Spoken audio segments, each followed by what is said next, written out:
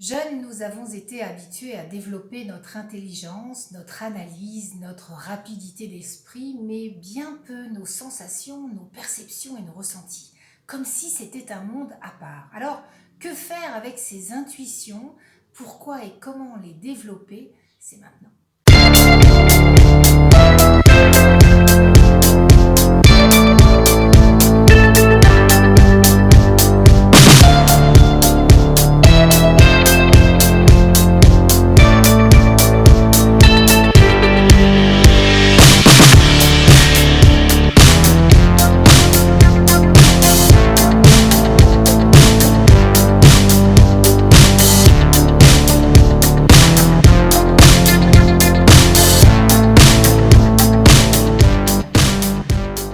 Quand on parle d'intuition, on pourrait évoquer des idées furtives, souvent pertinentes, qui peuvent surprendre, qui peuvent déranger, voire même faire peur, parce qu'elles sortent des sentiers habituels.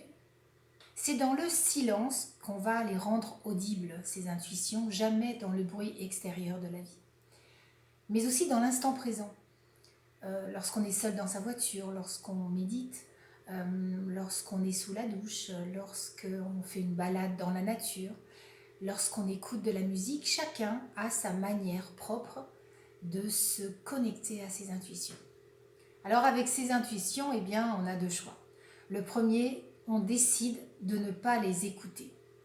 On reste dans le mental, et puis ses idées cartésiennes, parce que le mental, c'est lui qui crée du stress, et qui dit stress dit pensée obsédante, rumination, peur, doute, angoisse, rêve, cauchemar, douleur physique, voire même maladie. Le mental, il faut le savoir, c'est un outil extraordinaire qui est à utiliser intelligemment en lui laissant son rôle d'exécutant. C'est-à-dire que c'est un logiciel hyper puissant qui aime contrôler, organiser et planifier. Dès qu'on a une intuition sous forme de flash ou d'une synchronicité ou d'une coïncidence plutôt, le mental va nous faire croire que c'est ridicule, que c'est pas rationnel, parce que ça n'est pas prouvé, parce que ça n'est pas scientifique. Il est impossible dans ces conditions d'être dans l'instant présent quand on est dans le mental. On est sur hier, avec j'aurais dû faire ci, il aurait fallu que je fasse ça. Et puis sur demain, il va falloir que je termine ça absolument. Et les pensées tournent en boucle en permanence. Alors une petite suggestion, occupez-le ce mental, occupez-le à faire ce qu'il aime. Donnez-lui des tâches, ce qui vous permettra à vous de vous intéresser à autre chose, en l'occurrence l'écoute de vos intuitions. Si cette vidéo vous plaît, likez-la, partagez-la et abonnez-vous en cliquant sur le bouton s'abonner ou sur la clochette. Le second choix, on décide d'écouter les intuitions. Et là, on s'ouvre aux idées nouvelles, à la créativité et à l'épanouissement. À l'écoute de l'intuition, on entend et puis on écoute la petite voix intérieure et on trouve ces idées finalement pas si irréalisables que cela. On ressent aussi la joie dans le ventre quand on pense à ce projet ou quand on songe à cette nouvelle idée qui est soufflée par l'intuition. Mais, parce qu'il y a souvent un mais, même s'il fonctionne en sourdine, ce mental, parce qu'on l'occupe à faire ce qu'il aime faire, il va continuer d'effectuer son travail, c'est-à-dire à vouloir comprendre.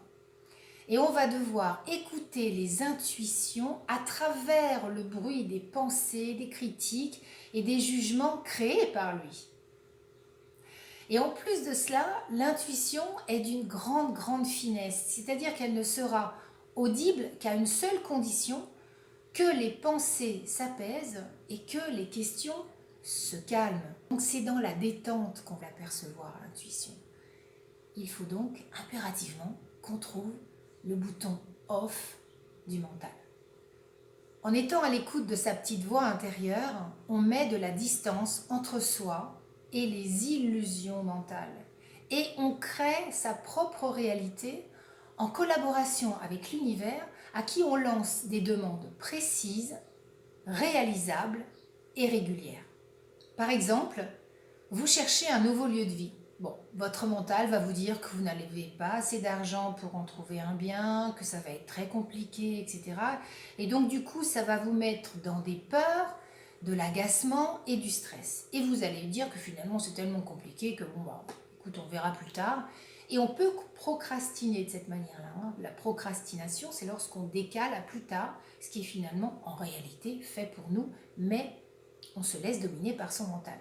Penser que ce sera difficile de trouver quelque chose qui vous correspond est une croyance limitante.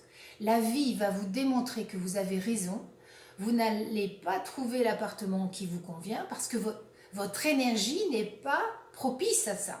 Ce qui renforcera votre a priori de départ, comme quoi c'est vraiment très compliqué de trouver quelque chose qui nous correspond. Si on est à l'écoute de l'intuition, on va se dire pourquoi pas. On va se dire que tout est possible et que si ce projet il est vraiment fait pour nous, l'univers va mettre sur notre chemin la bonne personne, l'aide précieuse, utile, l'occasion qui va permettre d'avancer dans cette voie.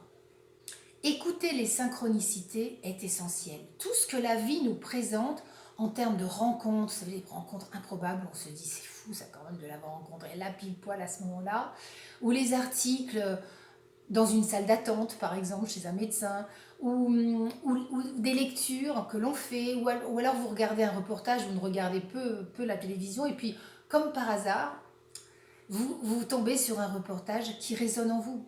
Pour que cela fonctionne, la demande doit être précise, c'est-à-dire que vous allez demander à l'univers, je cherche un appartement dans telle région, tel département, je cherche tel nombre de chambres, il faut un jardin d'à peu près 360 mètres carrés, près des commerces, près de la gare, un petit parking pour ma voiture, etc. Le projet doit être réalisable. Cherchez un lieu de vie dans vos prix. Pas d'appartement très cher que vous ne pourriez pas acheter, et la frustration va prendre le dessus, vous allez perdre en plus beaucoup d'énergie et beaucoup de temps. Visualisez le lieu, pensez-y tous les jours, respirez ce projet, c'est ça la régularité. Rêvez ce projet, écrivez-le, je ne peux que vous y encourager. Décrivez-le, mettez de la couleur, j'allais dire vibrez votre projet. Et puis, expérimentez le détachement en lâchant prise sur le résultat. Vous avez fait votre part. Si cette situation, ce lieu de vie ou cette personne vous est souhaitable dans votre évolution, il se présentera à vous. Pas toujours de la manière que l'on imaginait, mais ça se présentera quand même. Si cet appartement que vous espériez a été acheté par quelqu'un d'autre, c'est qu'un autre lieu de vie vous attend ailleurs et bien plus adapté à vos besoins. En étant dans cette énergie d'ouverture, finalement à tous les possibles, c'est comme si vous ouvriez la porte à l'univers en lui disant que vous êtes prêt à recevoir le meilleur pour vous. Donc, tout est possible. Le seul frein est de ne pas y croire. À l'écoute de ses intuitions, on sait qu'il y a toujours une solution, qu'elle peut être insolite, elle peut donc surprendre, elle peut être inédite, donc elle peut mettre dans les peurs parce qu'on sort de sa zone de confort, mais elle existe même si elle est invisible pour le moment. Être à l'écoute de ses intuitions, c'est revenir à son centre, c'est s'ancrer, c'est quitter les idées mentales, être dans le présent et dans le silence régulièrement. Réajuster dès qu'il y a une forme d'autosabotage. Quand votre mental recommence à fonctionner en boucle et créer des peurs, hop, vous respirez calmement, vous visualisez vos pieds, les racines des arbres pour vous ancrer. La respiration abdominale est essentielle parce qu'elle est la seule qui puisse vous permettre de vous calmer. Si vous avez du mal à entendre cette petite voix intérieure, les fleurs de Bach peuvent vous aider grandement, et notamment Serato. Serato en anglais, donc en français c'est le plumbago, c'est la fleur de l'intuition. Elle aide les personnes qui cherchent l'approbation des autres parce qu'elles ne savent pas écouter leur intuition à l'intérieur. Ainsi, elles prennent le risque de prendre de mauvais chemins. Et Serato permet de suivre son intuition et de l'écouter. En écoutant sa petite voix intérieure, on fait de meilleurs choix dans la vie et on n'est plus en demande de l'avis ou de l'approbation des autres pour acter parce qu'on sait écouter son intuition et faire des choix judicieux. Donc vous faites un cycle de 21 jours à raison de 4 gouttes 4 fois par jour. Les huiles essentielles maintenant, en particulier la marjolaine à coquille. C'est une huile d'ancrage qui permet de faire remonter notre intuition. C'est un anti-stress extraordinaire, elle structure, elle allie puissance et douceur afin de cheminer vers justement le calme intérieur qui est propice à l'écoute intuitive. On l'utilise en olfaction, c'est-à-dire qu'on la respire plusieurs fois par jour.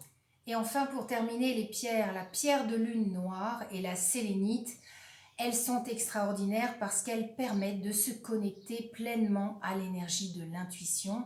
Quand on travaille avec elles, c'est comme si on se branchait sur la prise de l'intuition. On a accès à des informations d'ailleurs auxquelles on n'a pas toujours accès dans la vie de tous les jours. Nous sommes tous dotés d'un mental performant et d'une belle intuition. Il n'y a aucune dualité entre eux. Pourquoi utiliser plus l'un que l'autre? Pourquoi penser que l'un est plus performant que l'autre? Chacun a son fonctionnement et son utilité. Ils sont complémentaires. Alors les utiliser simultanément donne à la vie des saveurs joyeuses. On profite d'une vie plus créative, plus pleine, plus juste. Elle devient précieuse. Ne vous en privez pas.